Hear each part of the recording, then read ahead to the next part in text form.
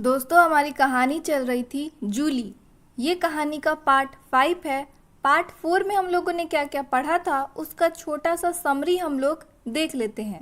सृष्टि सबकी नज़रों में मर चुकी थी, लेकिन नई पहचान डॉक्टर जूली बनकर अपने जुड़वा बच्चों की परवरिश कर रही है।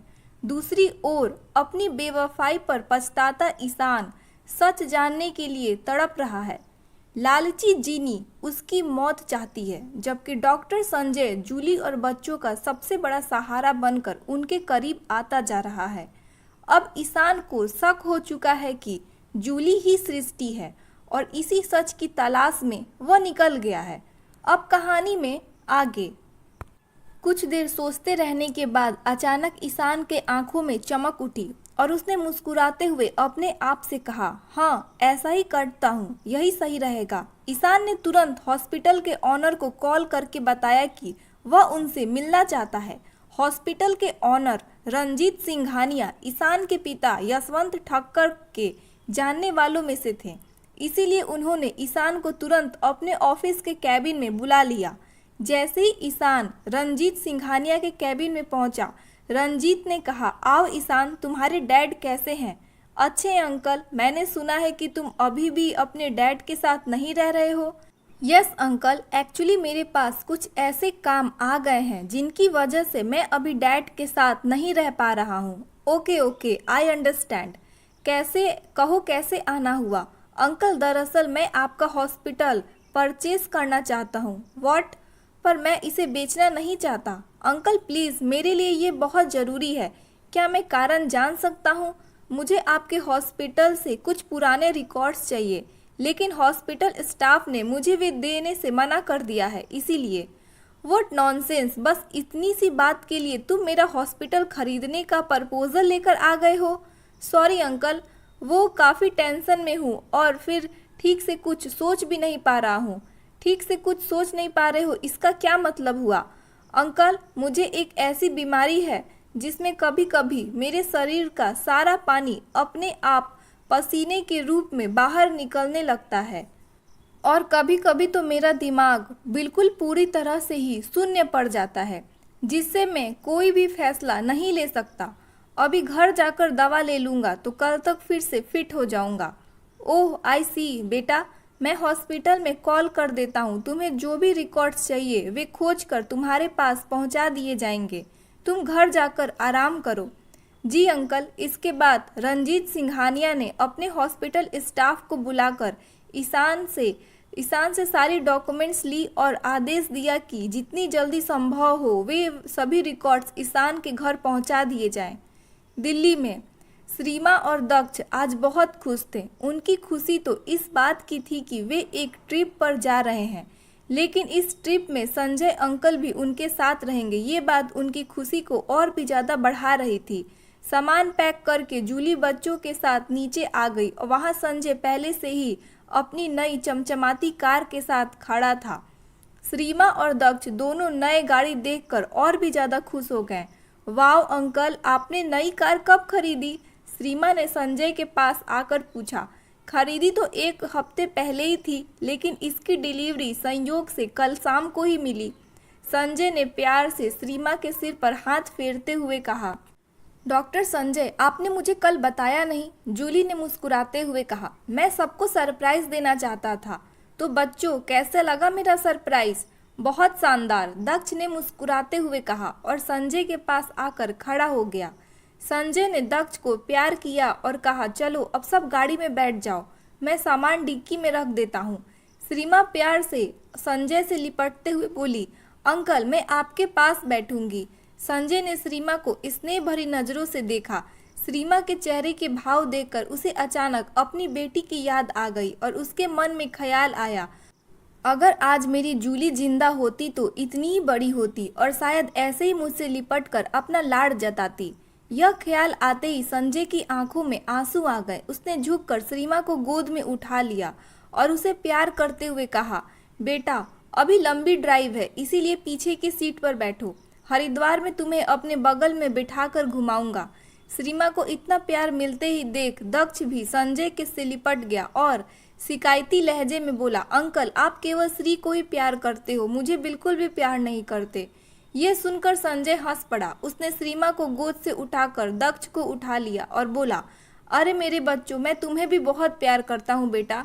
फिर आपने केवल श्री को ही अपने बगल में बैठाकर घुमाने की प्रॉमिस क्यों किया? मुझे भी आपके बगल में बैठकर घूमना है।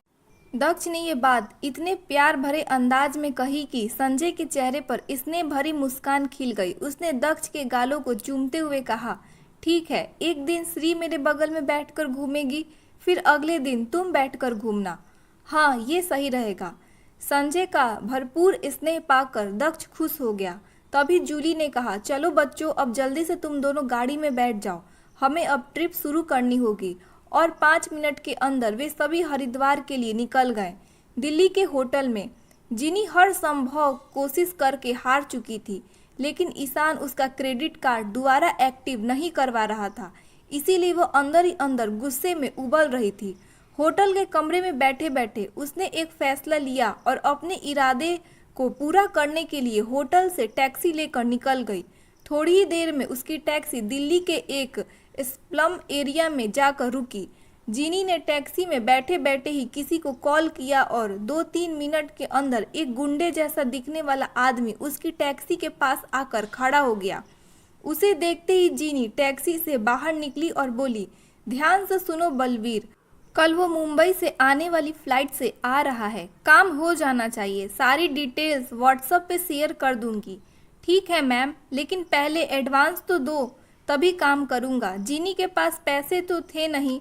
उसने अपनी शादी के हीरे की अंगूठी निकाल कर दी और कहा, ये लो रखो, और अब इससे अधिक नहीं मिलेगा। बलबीर ने बुरा सा मुंह बनाते हुए कहा, इतने में नहीं हो पाएगा, चुपचाप इतने में ही करो। जीनी ने गुस्से से बलबीर को हड़काते हुए कहा। जीनी के तेवर देखकर बलबीर का दिमाग गर्म हो गया और वो बोला, मैं कोई खैरात नहीं मांग रहा हूँ, एक जिंदा आदमी को टपकाने की रकम मांग रहा हूँ।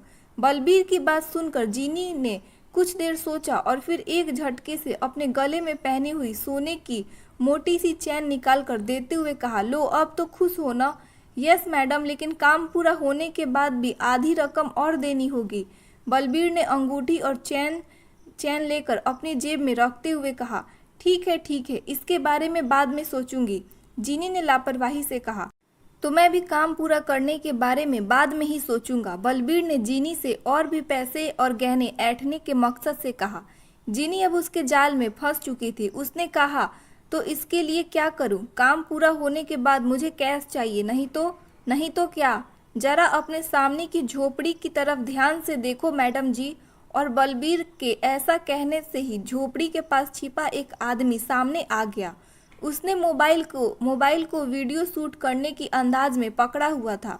उसे देखते ही बलबीर ने कहा, रविंदर जरा पास आकर मैडम जी को दिखा दो तूने क्या क्या शूट किया है। रविंदर ने पास आकर शूट किया हुआ वीडियो जीनी को दिखाया तो उसके होश उड़ गए। वीडियो ऐसे शूट किया गया था कि उसमें केवल जीनी का ही चेहरा दिखाई दे रहा था। सामने खड़ा बलबीर वीडियो में कहीं भी नहीं था और सारी बातें रिकॉर्ड हो गई थी। यानी अगर यह वीडियो पुलिस तक पहुंच गया तो जाहिर सी बात है कि मुजरिम केवल जीनी ही घोषित होगी और अपना प्लान भी अब नहीं बदल सकती थी, क्योंकि ऐसी हालत में निश्चित रूप से ये दोनों पुलिस को वीडियो दे देते और हत्या की साजिश रचने के जुर्म में यह सोचते ही जीनी डर गई और बोली, मैं अपने सारे गहने तुम्हें दे देती हूँ, तुम यह वीडियो डिलीट कर दो और अब प्लान भी कैंसिल समझो। पहले सारे गहने उतार को दो मैडम जी, फिर वीडियो डिलीट होगा। बलबीर ने हंसते हुए कहा। जीनी ने डर के मारे अपने सारे गहने उतार कर बलबीर को दे दिया और वीडियो डिलीट होते ही वहां से कैब में बैठकर वापस होटल आ गई। जूली, संजय और बच्चे मस्ती करते हुए हरिद्वार पहुंच गए थे। वहां संजय ने एक 5 स्टार होटल में एक स्वीट्स बुक कर लिया, जिसमें 2 बेडरूम, एक लिविंग रूम और एक डाइनिंग स्पेस था। वह होटल गंगा के मुख्य धारा के किनारे बना हुआ था। स्वीट्स के दोनों कमरों से लगी हुई एक बड़ी सी बालकनी थी, जहां से गंगा का सुंदर दृश्य दिखाई देता था। संजय स्वीट्स के मास्टर बेडरूम में जूली और बच्चों का सामान जमाते हुए बोला, डॉक्टर जूली, आप बच्चों के साथ मास्टर बेडरूम में रहिए, इसका बेड किंग साइज का है। मैं बगल वाले बेडरूम में चला जाता हूँ। लेकिन डॉक्टर संजय, मुझे ऐसा अच्छा नहीं लग रहा है, आप मास्टर बेडरूम में रहिए, मैं बच्चों के साथ बगल वाले कमरे में रह लूँगी। सॉरी, मैं ऐसा नहीं कर पाऊँगा डॉक्टर जूली। आपके अलावा मेरे साथ इस वक्त कोई दूसरी महिला भी होती तब भी मैं उसे ही मास्टर बेडरूम में रहने के लिए कहता। ऐसा कहकर संजय दूसरे कमरे में चला गया। थोड़ी देर बाद फ्रेश होकर सभी डिनर के लिए डाइनिंग हॉल में आए तो दक्ष ने संजय से पूछा, अंकल क्या आपको कहानियाँ आती हैं? हाँ आती तो हैं, लेकिन बस 2 या 3। तो क्या आज मैं आपके पास सो सकता हूँ? मुझे सोते हुए कहानियाँ सुनना बहुत पसंद है और मॉम के पास अब नई कहानियाँ नहीं हैं। ओह श्योर बेटा, कहते हुए संजय ने दक्ष को गले से लगा लिया। मुझे सोने से पहले कहानियाँ सुनना बिल्कुल पसंद नहीं, इसीलिए मैं मॉम के पास ही सोऊंगी। श्रीमा ने अपना निर्णय सुनाया। ठीक है, अब तुम लोग जल्दी से खाना खाकर सो जाओ, सुबह जल्दी उठकर हम घूमने जाएंगे। जूली ने बच्चों से कहा। Okay mom. ईशान को जो हॉस्पिटल से डॉक्यूमेंट्स मिले थे उन्हें देखकर ईशान सहित उसके माता पिता यशवंत ठक्कर और गौरी ठक्कर की आंखें भी आश्चर्य से फटी की फटी रह गई। डॉक्यूमेंट्स के अनुसार सृष्टि उर्फ जूली को सर्जरी के बाद 2 स्वस्थ बच्चे हुए थे और उसे बच्चों सहित 4 दिन बाद हॉस्पिटल से डिस्चार्ज कर दिया गया था। ऑपरेशन के समय या उसके बाद किसी भी प्रकार की कोई भी कॉम्प्लिकेशन या डॉक्यूमेंट्स में कोई उल्लेख नहीं था। सारा डॉक्यूमेंट्स पढ़ने के बाद ईशान ने कहा, देखा डैड, मेरा अंदाजा बिल्कुल सही निकला। हाँ, डॉक्टर जूली ही हमारी सृष्टि है, गौरी ठक्कर ने खुश होते हुए कहा। डैड, अब हमें दिल्ली जाकर डॉक्टर जूली को घर लौट आने के लिए कहना चाहिए। माँ की बात से उत्साहित होकर ईशान ने कहा। किस हक से तुम ये कह रहे हो ईशान? यशवंत ठक्कर ने थोड़ा गुस्से में पूछा। डैड वो, इतना कहकर ईशान सिर झुकाकर चुपचाप खड़ा हो गया। हरिद्वार में श्रीमा के सो जाने के बाद जूली अपने कमरे से बाहर आकर बालकनी में रखी कुर्सी पर बैठ गई और अल्पज्ञ सी गंगा के तेज बहाव को देखते हुए कुछ सोचने लगी। गंगा हिमालय के पहाड़ों के बीच से अपना रास्ता बनाते हुए हरिद्वार से मैदानी इलाकों की ओर अपना सफर शुरू करती है। इसीलिए यहाँ गंगा का पानी बेहद निर्मल और काफ़ी ठंडा होता है। हल्की हल्की हवा चल रही थी जो गंगा के ठंडे पानी को छूते हुए आ रही थी। इस कारण बालकनी में थोड़ी देर बैठती जूली को सिहरन सी महसूस होने लगी। वह उठकर कमरे में जाने लगी। तभी बगल वाले कमरे का दरवाज़ा खुला और संजय भी बालकनी में आ गए। संजय को देखकर जूली ने पूछा, क्या दक्ष सो गया? जूली को अपने कमरे के दरवाजे पर खड़ा देखकर संजय ने कहा, हाँ, क्या आप अंदर सोने जा रही हैं? हाँ, मैं काफ़ी देर से यहाँ बैठी हूँ और मुझे अब थोड़ी सी सिहरन सी महसूस हो रही है, इसीलिए अंदर जा रही हूँ। क्या थोड़ी देर और रुक सकती हैं? मुझे आपसे कुछ बात करनी है। जी डॉक्टर संजय, कहिए, जूली ने बालकनी में रखी चेयर पर बैठते हुए कहा। संजय जूली की चेयर के बगल वाली चेयर पर बैठ गया और बोला, मेरे साथ हरिद्वार आकर आप खुश तो हैं ना डॉक्टर जूली? बच्चे बहुत खुश हैं। मुझे बच्चों की नहीं, आपकी फीलिंग जाननी है। डॉक्टर संजय, आपके साथ बच्चों को लेकर पिकनिक पर जाना या फिर हरिद्वार आना, ये सब मेरे लिए एकदम नया अनुभव है। मैं खुश हूँ या नहीं ये समझ नहीं पा रही हूँ, लेकिन मुझे अच्छा लग रहा है। ठीक है, मैं यही जानना चाहता था, मेरे साथ आपको कंफर्टेबल लगता है या नहीं? यहाँ अब ठंड लग रही है ना? जूली ने अपने दोनों हाथ सिकुड़कर बांधते हुए कहा। हाँ, और अब हमें सो जाना चाहिए। सुबह 5 बजे तक हमें हर की पौड़ी के लिए निकल जाना होगा। हाँ, सुबह की गंगा आरती अद्भुत लगती है, आध्यात्मिक शांति का अनुभव होता है। क्या आपने पहले अटेंड की है ये आरती? हाँ, एक बार पहले बाबा के साथ आई थी।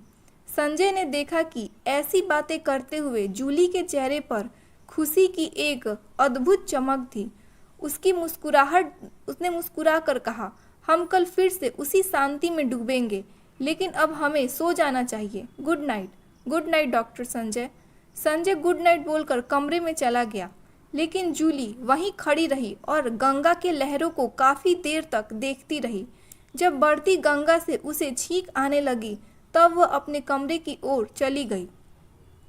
मुंबई में, बेटा तुम जूली को वापस क्यों अपने पास लाना चाहते हो? सच सच बताना। गौरी ठक्कर ने ईशान को चुप देखकर पूछा। मॉम, मैं अपने बच्चों से मिला हूँ और उनसे एक अलग ही तरह का मुझे लगाव महसूस हो रहा है। और क्या? खुलकर बोलो, गौरी ठक्कर ने कहा। और मैं अपनी पत्नी जिनी से तंग आ चुका हूँ। मैं एक सुखी जीवन जीना चाहता हूँ अपने बच्चों के साथ। और तुम्हें लगता है कि जूली तुम्हारे साथ चली आएगी और तुम्हारा ट्रीटमेंट भी कर देगी? हाँ, यशवंत ठक्कर ने कहा। जी डैड, मैं ऐसी कोशिश तो कर सकता हूँ। ठीक है बेटा, तुम कोशिश करो, मैं ईश्वर से प्रार्थना करूँगी, गौरी ठक्कर ने स्नेह से कहा। लेकिन मन ही मन वो सोचने लगी, कैसी परवरिश दी है मैंने, जो मेरा बेटा इतना ज़्यादा स्वार्थी हो गया है। वह जूली को इसीलिए पाना चाहता है कि ताकि उसका ट्रीटमेंट हो सके और वो अपने बच्चों का सुख भोग सके। एक बार भी ये नहीं सोच रहा है कि उस लड़की की खुशी किसमें है या क्या वो उसे कोई खुशी दे पाएगा। अपनी माँ को चुपचाप कुछ सोचते हुए देखकर ईशान ने पूछा, आप क्या सोच रही हैं मॉम? कुछ नहीं बेटा, बस ऐसे ही, गौरी ठक्कर ने अपनी सोच से बाहर निकलते हुए कहा। क्या तुम अभी दिल्ली में ही रहोगे? यशवंत ठक्कर ने पूछा। यस डैड, दिल्ली के कुछ बिजनेस प्रोजेक्ट अभी पूरे नहीं हुए हैं, इसीलिए वहीं रहूँगा। आज शाम की मेरी दिल्ली की फ़्लाइट है। ऐसा है तो वहाँ एक फ्लैट और ऑफिस ले लो, ऐसे कब तक होटल में पड़े रहोगे? ओके डैड, दिल्ली पहुंचकर सबसे पहले यही करता हूँ। जिनी लगातार मिली हार के बाद हार मानने को तैयार नहीं थी। बलबीर के हाथों लुट जाने के बाद वह दूसरा प्लान बना रही थी। सोफे पर लेटे लेटे मोबाइल देखते हुए जिनी के दिमाग में एक आइडिया आया और उसकी आंखें चमक उठी। उसने जल्दी से ईशान को कॉल किया। हाय डार्लिंग, क्या है बोलो, तुम कब आ रहे हो? I miss you. क्या बात है, तुम्हारे पैसे ख़त्म हो गए क्या? मुझे पैसे की नहीं, तुम्हारी चिंता है बेबी। आज शाम की फ़्लाइट से आ रहा हूँ, मैं तुम्हारा वेट कर रही हूँ, बाय, लव यू।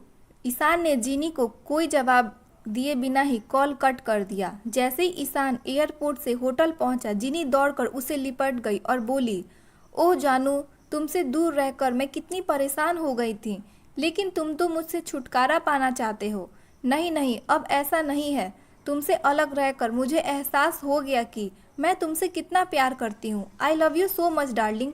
अच्छा छोड़ो, मुझे एक बहुत ज़रूरी कॉल करना है। ऐसा कहकर ईशान ने ज़बरदस्ती जिनी की पकड़ से खुद को मुक्त किया और एक प्रॉपर्टी डीलर को कॉल करके बोला, hello mister Mehra, Karnat place में एक ऑफिस और साउथ एक्स में एक फ्लैट मुझे जल्द से जल्द दिलवाओ। ओके सर, मैं विद इन वीक दिलवा दूंगा। मिस्टर मेहरा से बात कर ईशान ने जैसे ही फ़ोन बंद किया, जिनी फिर से दौड़कर ईशान से लिपट गई और बोली, ओह हनी, तुम मेरे लिए एक फ़्लैट ले रहे हो ना? ईशान अब जिनी के इस नाटक से चिढ़ चुका था। उसने खुद को जिनी की पकड़ से आज़ाद किया और उसे हल्का सा धक्का दिया और अपने बेडरूम में चला गया।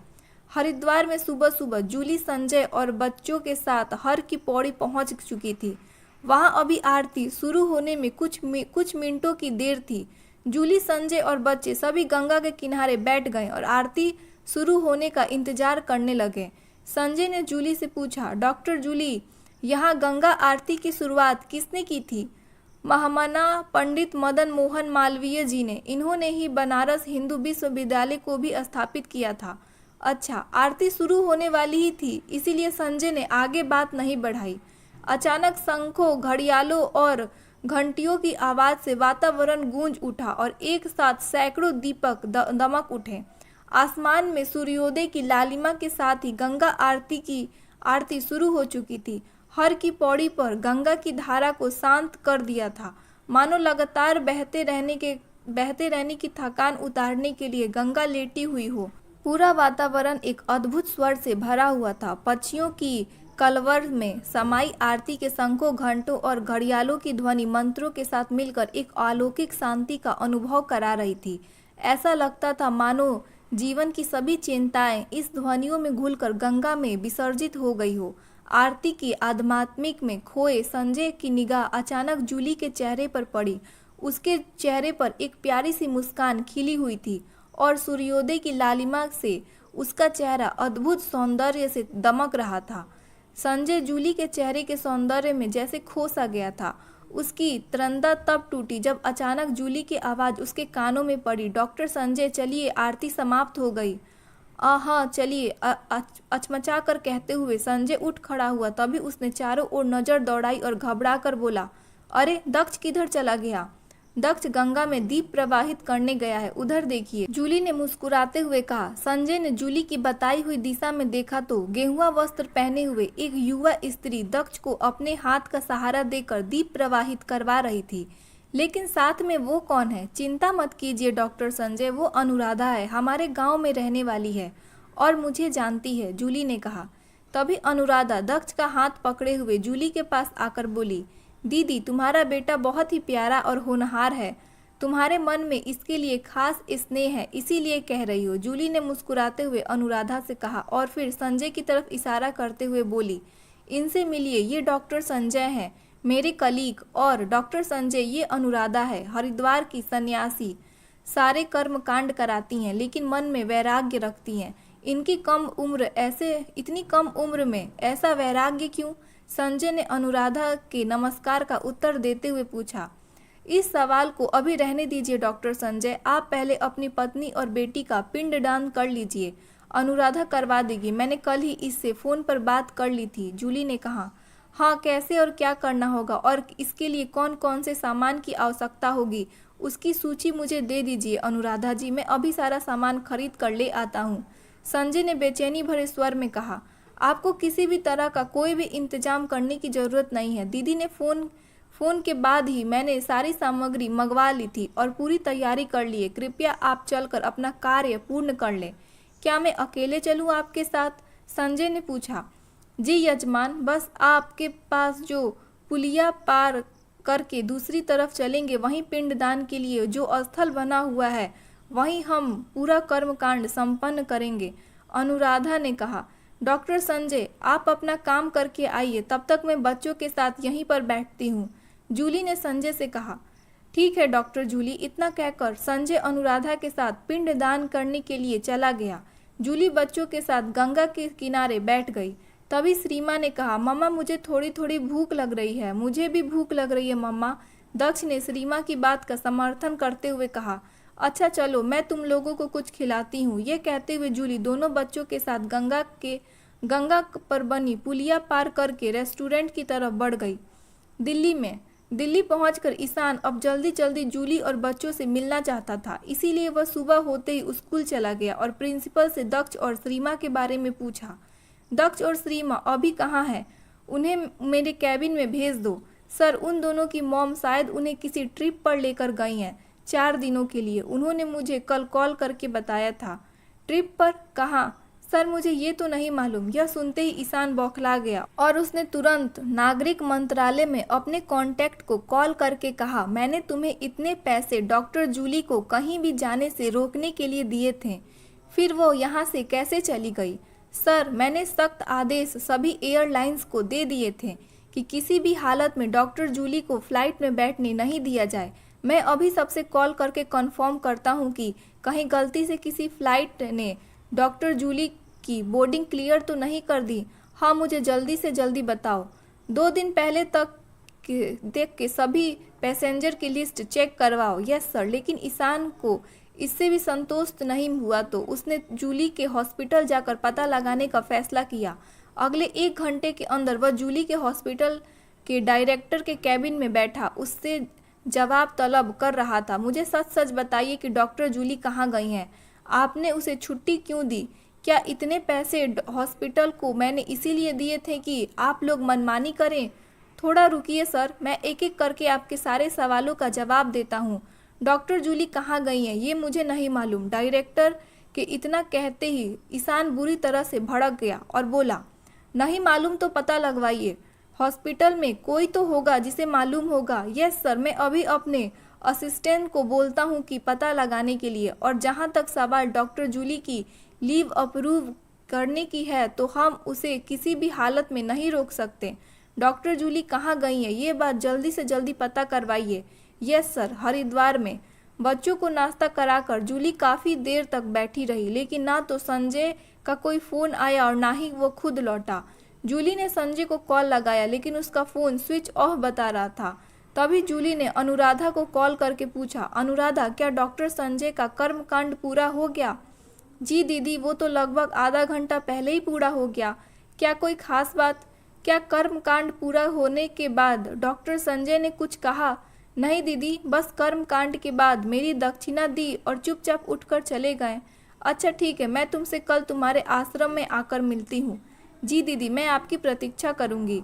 डॉक्टर संजय का इंतजार करते करते लगभग जूली को 2 घंटे हो चुके थे, लेकिन अभी भी उनका फ़ोन स्विच ऑफ आ रहा था। जूली ने अपना नाश्ता किया और कैब लेकर होटल लौट आई। होटल में भी इंतजार करते करते दोपहर बीत गई और शाम होने को आ गई, लेकिन संजय का कहीं कोई अता पता नहीं था। अब जूली को उनकी चिंता होने लगी, लेकिन उसकी समझ में नहीं आ रहा था कि वो क्या करे। उसे आशंका होने लगी कि कहीं डॉक्टर संजय के साथ कोई कुछ बुरा तो नहीं हो गया, या फिर कहीं कोई उनका एक्सीडेंट तो नहीं हो गया। अपनी ही आशंकाओं में वह घबरा उठी। संजय एक जिम्मेदार इंसान है, वह इतने दिनों से अच्छी तरह समझ चुकी थी, इसीलिए बार बार किसी अनहोनी की आशंका से उसका मन कांप उठ रहा था। दक्ष और श्रीमा भी जूली से बार बार संजय के बारे में पूछ चुके थे।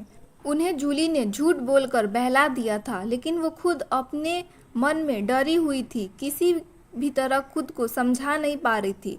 अंततः बहुत सोचने के बाद उसने संजय को ढूंढ निकालने का फैसला किया। बच्चों को समझाकर वह उन्हें होटल में छोड़ आई और खुद संजय को तलाश करने के लिए निकल पड़ी। दोस्तों, कहानी का नेक्स्ट पार्ट कल आएगा। आपको कहानी कैसी लग रही है मुझे कमेंट बॉक्स में ज़रूर बताइएगा। लाइक कीजिएगा, हाइप का बटन दबाइएगा।